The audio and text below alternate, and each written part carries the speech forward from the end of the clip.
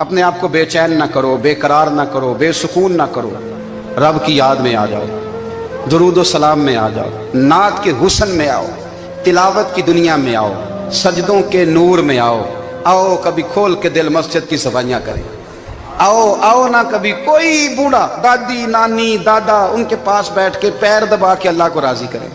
یہ کیف والی جگہ ہیں، یہ سرور والی جگہ۔ اتنی بے چین ہماری زندگی ہے، بے قرار ہے، تڑپتے ہوئے لوگ، لڑتے ہوئے لوگ، ایسے لگتا ہے اب ایک دوسرے کا گریبان تھام لیں گے، بے قرار بے چین۔ کسی کو انتظار کا کہا جانا کہ 10-20 منٹ کسی کا انتظار کرو، تو بعض لوگوں مجھے ایسے لگتا ہے جیسے ان کا کلیجہ پھٹ جائے گا، ڈاکٹر کے انتظار میں بیٹھے ہیں تو بڑے پریشان ہیں۔ کسی کو ملنے گئے ہیں کو آدھا گھنٹہ بیٹھنا پڑ گیا تو بڑی دقت میں ہیں۔ اپنے آپ کو سکون دیں۔ آپ یقین کریں بڑا مزہ آتا ہے، کبھی کسی کا انتظار کرنا پڑے تو 2-4 تسبیح درود شریف پڑھی جاتی ہے، یعنی ذوق بن جاتا ہے کہ چلو اللہ نے موقع دیا ہے، کوئی سرکار کو یاد کر لیں، تنہائی مل گئی۔ ہمارا مزاج جس سختی کا شکار ہے وہ سختی آہستہ آہستہ ہمیں زیادہ آزمائش میں ڈال گئی۔ تو میرے بھائی زندگی میں اطمینان حسن ہے، اور وہ سب سے زیادہ اللہ کی یاد میں ملتا ہے، وہ سب سے زیادہ رب کریم کے ذکر میں۔ سب سے زیادہ جو چاہتا ہے نا دل ٹھنڈا رہے، زبان میٹھی رہے، وہ مدینے والے محبوب پہ درود و سلام پڑھا کرے، وہ حضور پہ درود و سلام پڑھا کرے، زبان میٹھی رہے گی۔ میرا ذاتی تجربہ ہے کہ جو آدمی اپنے اخلاق سنوارنا چاہے وہ حضور پہ درود شریف پڑھے، جو اپنے اخلاق سنوارنا چاہے، طبیعت کو ٹھنڈا رکھنا چاہے، وہ درود شریف پڑھے، اس کا دل سکون میں آئے گا۔ کچھ کام اور ہیں زندگی میں اطمینان کے لیے، ان کا ہونا بھی بڑا ضروری ہے۔ سب سے پہلے اگر آپ چاہتے ہیں نا زندگی میں سکون ہو تو حقیقتوں کا سامنا کرنا سیکھیں۔ آپ جو ہیں وہ رہنا سیکھیں، جو آپ نہیں ہیں وہ بننے کی کوشش نہ کریں۔ حقیقت کا سامنا کرو گے تو زندگی اطمینان میں آ جائے۔ ہم نے نا بہانے بنا لیے ہیں، ہیلے بنا لیے، جھوٹ کے سہارے اپنے آپ کو اونچا کر لیا۔ ایک آدمی سے کہا جاتا ہے تو رشوت نہ لے، تو کہتا ہے میں غریبوں سے نہیں لیتا۔ تو میرا سوال یہ ہے کہ امیروں کا حساب لینے کی اللہ نے تیری ڈیوٹی لگائی ہے، تیرے ذمہ لگایا ہے کہ تو امیروں کا حساب کر، تمہیں کیا ضرورت پڑی ہے؟ ہم نا بہانہ کرتے ہیں، رشوت لینے والے کا الگ بہانہ ہے اور سفارش والے کا الگ بہانہ ہے۔ حقیقت کا سامنا کریں، حقیقت کا۔ جو میرے ذمہ داریاں ہیں وہ میں نے پوری کرنی، جو آپ کی ذمہ داریاں ہیں وہ آپ جان نہ چھڑائیں، حقیقت پسند بنیں۔ میرے رسول کریم، پھر پڑھیے درود شریف صلی اللہ تعالی علیہ وسلم۔ حضور صلی اللہ علیہ وسلم نے فرمایا کہ میری بیٹی سیدہ فاطمہ الزہرا رضی اللہ تعالی عنہا صرف جنتی نہیں، جنتی عورتوں کی سردار ہے۔ لیکن حضور نے یہ بھی فرمایا کہ فاطمہ یہ خیال رکھنا اگر اللہ نے حساب پوچھا تو حساب تم نے خود دینا ہے۔ حقیقت کی طرف توجہ کرائی حضور نے، وہ صرف جنتی نہیں، جنتی عورتوں کی سردار ہیں، پر حقیقت کی جانب توجہ۔ میں حقیقت یہ ہے کہ اگر مالک نے حساب پوچھا تو اس کی تیاری بھی کرنی ہے۔ دیکھیں نا ہمیں کچھ یقین نہیں، اللہ معاف کرے کہ ہمارا حساب کیسا ہوگا، لیکن کتنے آزاد ہیں۔ یعنی بڑی دلیری سے بندے کہتے ہیں فجر نہیں پڑھتا جی، 3 پڑھتا ہوں جی، شاہ رہ جاتی ہے جی، کپڑے صاحب، بڑی دلیری سے۔ اور سیدہ فاطمہ الزہرا نے ساری رات مصلی باز رکھا ہے، حالانکہ انہیں یقین تھا کہ رب مجھے بغیر حساب کتاب جنت دے گا۔ حقیقت کا سامنا کریں، جو حقوق آپ کے ہیں وہ آپ نے ادا کرنے، جو ذمہ داریاں ہیں وہ ذمہ داریاں ہیں۔ دیکھیں نا حضرت موسیٰ کلیم اللہ علیہ السلام کے بعد اسرائیل روح نکالنے آئے تو حضرت موسیٰ نے تھپڑ مارا، آنکھ نکال دی، واپس گئے۔ اللہ انہوں نے تو جلال فرمایا ہے، کہا موسیٰ علیہ السلام سے کہیے بیل کی پشت پر ہاتھ رکھیں، جتنے بال ان کے دست مبارک کے نیچے آئیں گے اتنے 1000 سال ان کی عمر بڑھا دی جائے گی۔ یعنی میرے کان میں کوئی بتا دے کہ جناب 60 سال بڑھ گئی، یا آپ کے کان میں کوئی کہہ دے تو خوشی ہوتی ہے کہ نہیں؟ لیکن یہ حقیقت پسندی نہیں، اس لیے کہ 60 بھی گزر جائیں گے، 70 بھی، یہ حقیقت نہیں۔ حضرت موسیٰ کلیم، چلے میں مثال دیتا ہوں، سمجھ لیں 10 بال، حالانکہ بہت زیادہ آتے ہوں گے، 10 بال اگر حضرت موسیٰ کے ہاتھ کے نیچے آئے تو 10,000 سال تو عمر بڑھ گئی نا۔ 10 یعنی 10 سال نہیں، 10 100 نہیں، 10 بہت زیادہ تھی نا۔ حضرت موسیٰ کلیم اللہ علیہ السلام سے آ کے عرض کیا گیا حضور بیل کی پشت پر ہاتھ رکھیں، جتنے آپ کے ہاتھ کے نیچے بال آئیں گے اتنے 1000 سال عمر بڑھ جائے گی۔ تو حضرت موسیٰ نے حقیقت پسندی والی بات کی، فرمایا پھر کیا ہوگا؟ 10,000 سال کے بعد پھر کیا ہوگا؟ کہ حضور جانا تو پھر بھی ہے، فرمایا پھر ابھی چلتے ہیں۔ اگر جانا ہے نا، جانا ہے تو پھر، اگر جانا ہے تو پھر ابھی اور سجنوں اگر نماز پڑھنی ہے تو ابھی کیوں نہیں؟ اگر داڑھی رکھنی ہے تو پھر رمضان کا انتظار کیوں کریں؟ ابھی کیوں نہیں؟ اگر سچ بولنا ہے تو پھر، اگر رزق حلال کھانا ہے تو پھر انتظار کا ہے گا؟ حقیقت ہوتی ہے، بہانہ ہوتا ہے، حقیقت چھپ نہیں سکتی بناوٹ کے اصولوں سے، کیونکہ خوشبو آ نہیں سکتی کبھی کاغذ کے پھولوں سے۔ یہ بات یاد رکھیں۔ اگر جانا ہے تو حضرت کلیم فرمانے لگے پھر 10,000 سال کے بعد بھی جانا ہے تو آج بھی ہمیں بے قراری زندگی میں اس لیے کہ ہم حقیقت پسند نہیں، ہم بہانوں میں، ہم ہواؤں میں جیتے ہیں، ہواؤں میں، خیالات میں زندگی گزارتے ہیں۔ بڑا ٹائم پڑا ہے، مثلاً کتنا میرے رسول کریم صلی اللہ تعالیٰ علیہ وآلہ وسلم نے ایک دن صحابہ سے فرمایا تمہیں حیا نہیں آتی؟ حضور کیا ہوا؟ فرمایا وہ والے مکان بناتے ہو جن میں تم رہ نہیں سکتے، وہ والا مال جمع کرتے ہو جو کھا نہیں سکتے، حیا نہیں آتی؟ عرض کی حضور حکم کریں تو محبوب فرمانے لگے جوتے کا ایک تسمہ بند کرتا ہوں تو سوچتا ہوں دوسرا بند کرنے سے پہلے موت آ جائے گی، ایک سانس اندر جاتی ہے تو دوسرا آنے سے پہلے میں یاد کرتا ہوں کہ مجھے دنیا سے جانا ہے۔ تمہیں حیا نہیں آتی؟ وہ مکان بناتے ہو جن میں رہ ہی نہیں سکتے، وہ مال جمع کرتے ہو جو کھا، حقیقت پسند نہیں بھائی ہم۔ بہت سارے لوگ ہیں بڑی باتیں سناتے ہیں، بڑی، میں کہتا ہوں اصل میں نا زیادہ باتیں سنا کے نا بیچارہ اپنے آپ کو مطمئن کرنا چاہتا ہے، اصل بات یہ ہے کہ اندر سے نا ہلا ہوا ہے، کچھ بھی نہیں، بڑا زیادہ ہنستا ہے اور مجھے لگتا ہے کہ کوئی گہرا زخم چھپا رہا ہے، اس لیے ملمہ سازی۔ حقیقت پسند بنو، حقیقت پسند۔ یاد رکھنا من ترک صلاۃ متعمدا فقد کفر، میرے رسول نے حقیقت بیان کی، فرمایا جس نے ایک نماز بھی جان بوجھ کے چھوڑی اس نے رب کے رب ہونے کا انکار کیا، اس نے کفران نعمت کیا۔ یہ حقیقت ہے، کوئی کلیریفیکیشن نہیں، کوئی وضاحت نہیں۔ جو نماز نہیں پڑھتا جھوٹ بولتا ہے، غلط بیانی کرتا ہے۔ جو شخص رزق حرام کما کے کہتا ہے کہ اس کے بغیر گزارا نہیں چلتا، وہ جھوٹ بولتا ہے، اس لیے کہ رب فرماتا ہے جب تجھے پیدا کیا ہے تو تیرا رزق میرے ذمہ ہے۔ اللہ فرماتا ہے کہ لا یکلف اللہ نفسا الا وسعها، میں کسی پر وہ بوجھ نہیں ڈالتا جو اٹھا نہ سکے۔ نماز فرض کیا اس کا مطلب ہے ہم پڑھنے کے قابل ہیں، اس نے ہمارے ذمہ داریاں لگائی ہیں تو مطلب یہ ہے کہ ہم ذمہ داریاں ادا کرنے کے قابل ہیں، ورنہ وہ کہتا ہے میں وہ بوجھ ڈالتا ہی نہیں جو تجھ سے اٹھایا نہ جائے۔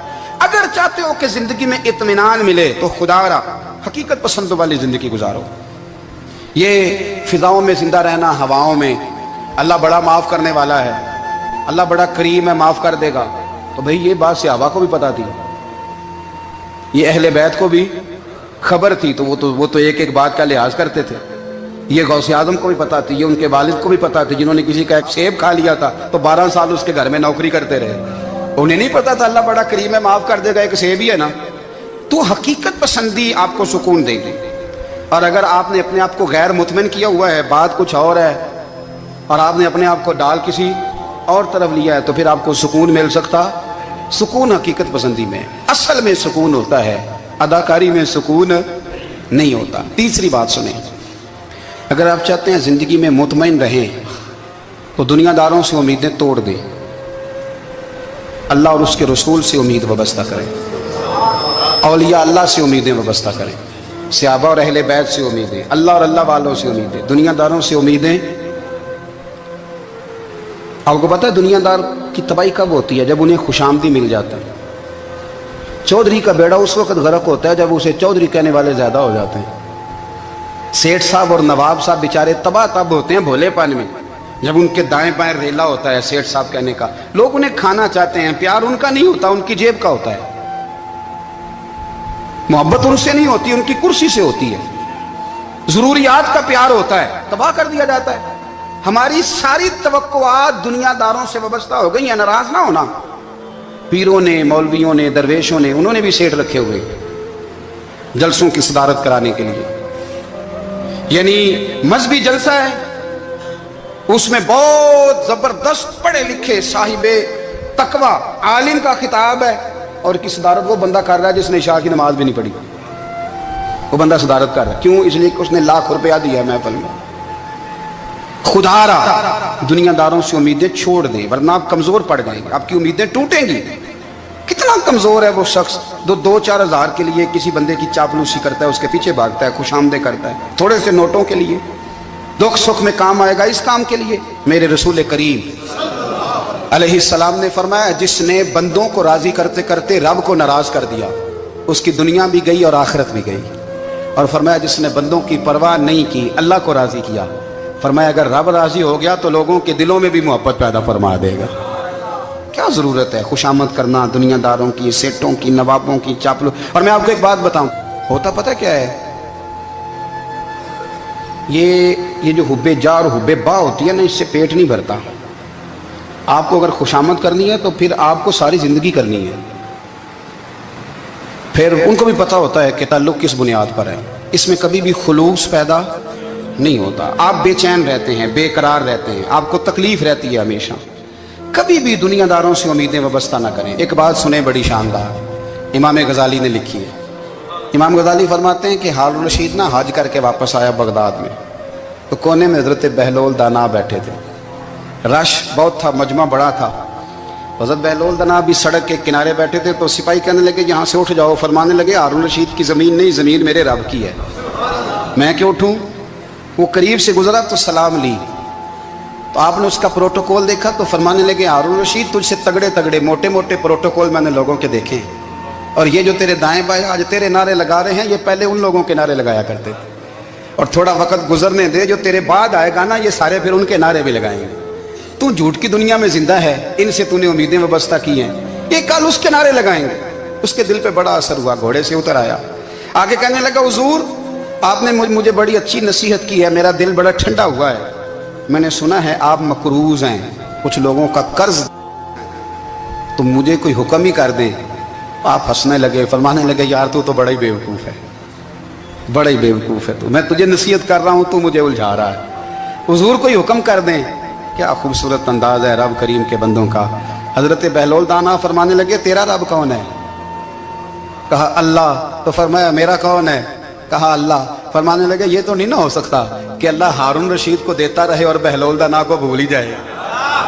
ये तो नहीं ना हो सकता कि हारून रशीद को देता रहे और बहलोल दाना को भूल जाए। फरमाया उसका दिल, उसका इरादा हुआ, इरादा कुदरत हुआ कि बहलोल मकरूज रहना चाहिए, तो अगर रब मुझे रखना चाहता है, दुख कबूल मोहम्मद बख्शा राजी रहन प्यारे, अगर वो चाहता है मैं मकरूज रहूं, तो मैं भी चाहता हूं कि मैं मकरूज ही रहूं। ये तो नहीं ना हो सकता कि तुझे दे और मुझे ना दे। फरमाया मेरी तुझसे कोई उम्मीद नहीं, मुझे जब भी देगा मेरा रब भी देगा, और वो देगा तो फिर इंशाल्लाह खजाने खोल के देगा। दुनियादारों से उम्मीदें वाबस्ता करना, लोगों के पीछे, ये छोड़ दें। आप बेचैन रहेंगे, बेकरार रहेंगे। अल्लाह वालों से जरूर उम्मीदें वाबस्ता करें, इसलिए कि उनके पास जो कुछ होता है वो दरअसल रब का ही होता है। लेकिन सेठों से, नवाबों से, सियासतदानों से बाज आ जाए, हमारी बड़ी उम्मीदें वाबस्ता हैं। मैं अक्सर कहता हूं, जितने फेरे नौकरी के लिए दुनियादार के दरवाजे पे लगाए हैं ना, इससे कम दफा मस्जिद में नफल पड़े होते तो रब उतनी बड़ी मेहरबानी फरमा देता। तीसरी बात यह याद रखें, अगर सुकून लेना चाहते हैं ना, अगर सुकून लेना चाहते हो ना, तो लोगों को डिस्कस करना बंद कर दो। किसको अल्लाह ने कितने पैसे दिए हैं वो जाने और अल्लाह जाने, किसको अल्लाह ने कितनी गाड़ियां दी हैं वो जाने, और लोगों को डिस्कस करना जी। यानी मैं एक जगह बैठा था, तो एक साहब गाड़ी वाला गुजरा, गाड़ी में बैठ के, उसका पड़ोसी था, कहते था मुंह है कार वाला।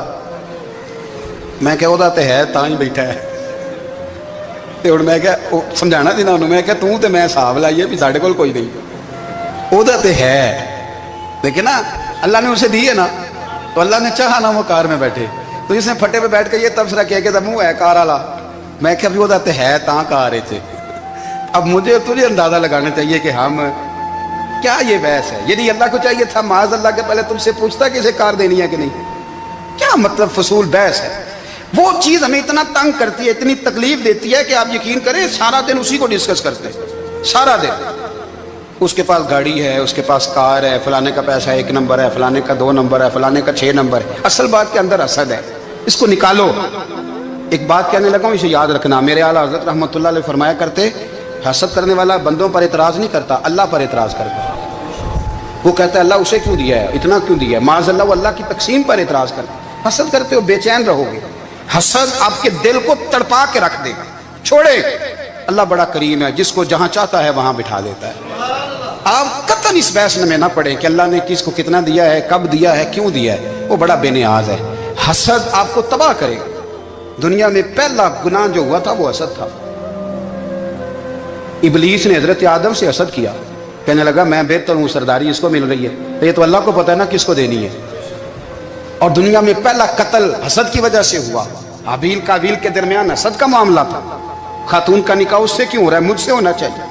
حسد تباہی کرتا۔ آپ یقین کریں، یعنی دکاندار کے سامنے دوسری دکان پڑتی ہے اور پریشان ہو جاتا ہے، وہ کہتا ہے میرا کیا بنے گا، لا حول ولا قوت الا باللہ العلی العظیم، یعنی تیرا کیا خیال ہے کہ تیرے حصے کی روٹی وہ کھا جائے گا، اتنا چھوٹا دل، یعنی تیرا موقع یہ ہے کہ تیرے حصے کا نصیب اس تک چلا جائے گا، یہ تیری خواہش ہے۔ ایک دوسرے کی کمزوریاں بیان کرنا، اس کا تو مال ہی ناقص ہے جی، اس کے تو پاس ہی کچھ نہیں، یہ تو کمزور لوگوں کا طریقہ ہے۔ میرے رسول کریم علیہ السلام گزر رہے تھے، پت جھڑ کا موسم تھا، خزاں کا موسم تھا، درختوں کے پتے جھڑ رہے تھے، صحابہ کو ساتھ لے کے حضور گزرے اور ایک درخت کی ٹہنی کو پکڑ کے حضور نے ہلایا۔ صحابہ فرماتے ہیں کہ چھم چھم اس کے پتے گرے، زمین پر ڈھیر لگ گیا۔ حضور نے فرمایا دیکھا تم نے کیا ہوا؟ حضور ہاں۔ فرمایا کتنی تیزی سے پتے جھڑے ہیں، صرف تنا رہ گیا ہے اور خالی ٹہنیاں رہ گئی ہیں، کوئی حسن بچا ہے؟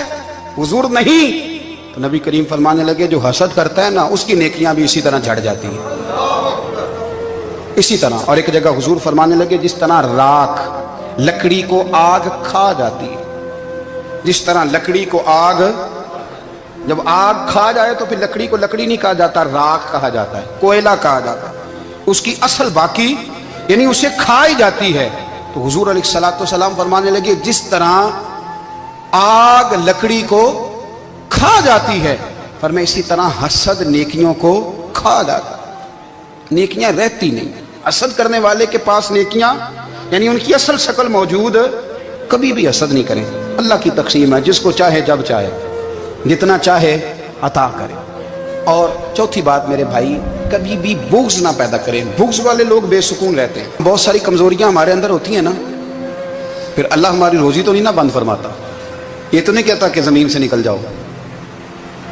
اگر یہی والا معاملہ ہو جو ہمارا ہے کہ شادی پہ اس نے میرے ساتھ برا سلوک کیا تھا، ساری زندگی بغض رکھنا ہے۔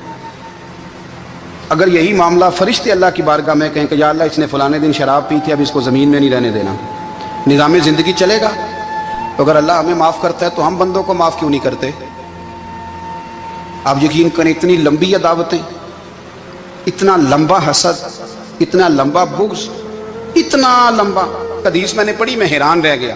میرے نبی کریم علیہ السلام نے فرمایا اپنی بیوی سے کبھی بغض نہ رکھنا، اگر اس کی ایک بات ناپسند ہو تو اسے چھوڑ کے وہ بات دیکھو جو تمہیں پسند ہے۔ میں اس حدیث کو پڑھ کے سوچنے لگا کہ کیا بیوی کا بھی بغض رکھتے ہیں لوگ؟ اب حضور نے کہا ہے تو اس کا مطلب ہے لوگ بیوی کا بغض بھی رکھتے ہیں۔ اب اس پر استدلال کر کے مجھے کہنا پڑے گا کہ سسرال والوں کا بغض بھی رکھتے ہیں، کہنا پڑے گا کہ بھائی کے سسرال والوں سے بھی بغض رکھتے۔ اس حدیث کی روشنی میں سمجھا کہ لوگ بھابھی کا بغض بھی بغض رکھتے ہیں، بغض، ورنہ عادتیں تو ہماری بھی کئی بری ہوتی ہیں۔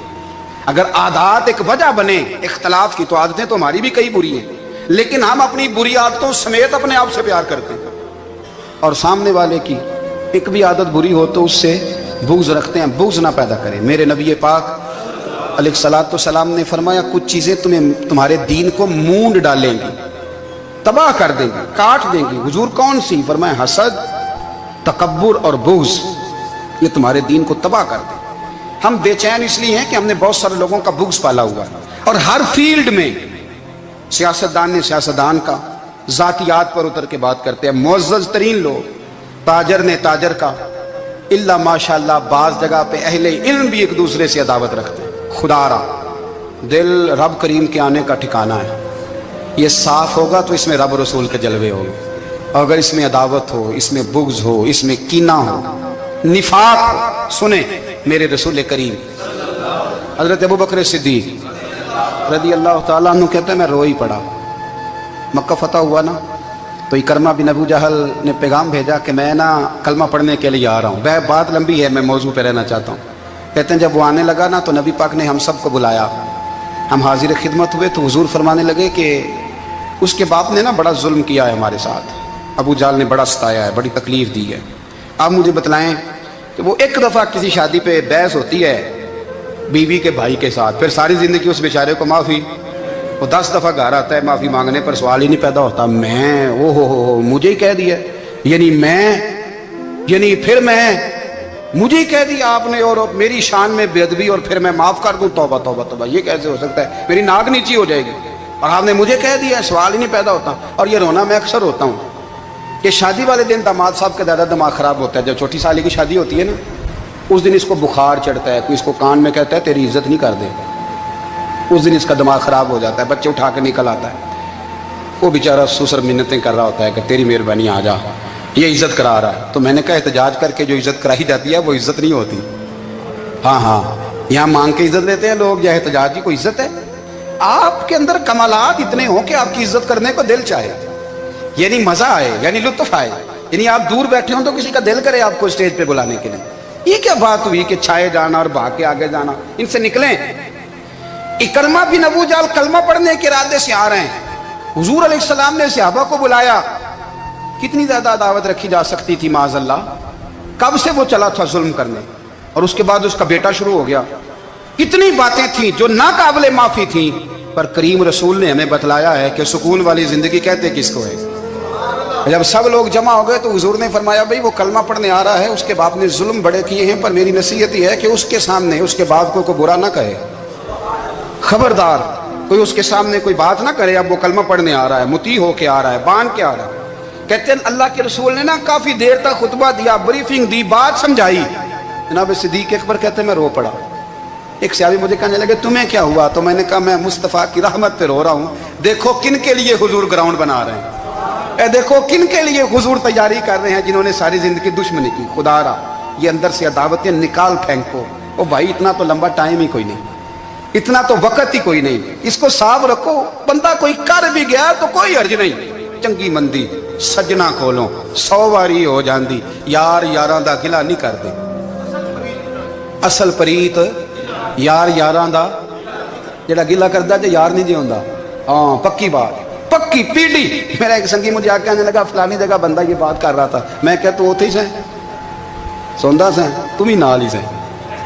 میرا تو سجن بات سن ہی نہیں سکتا. چنگی مندی سجنا کولوں 100 واری ہو جاندی, یار یاراں دا گلا نہیں کر دے. اصل پریت جنہاں دی. ہاں جو بندے پھر ہوتے اس طرح کے, ان کے لیے بھی میاں صاحب نے کہا ہے, ان کے لیے بھی میاں صاحب نے کہا ہے, ان کے لیے بھی آپ نے بات ارشاد فرمائی ہے. آپ نے فرمایا چنگا ہویا لڑ نیڑیوں چھٹا, کتے عمر نہیں لنگی ساری.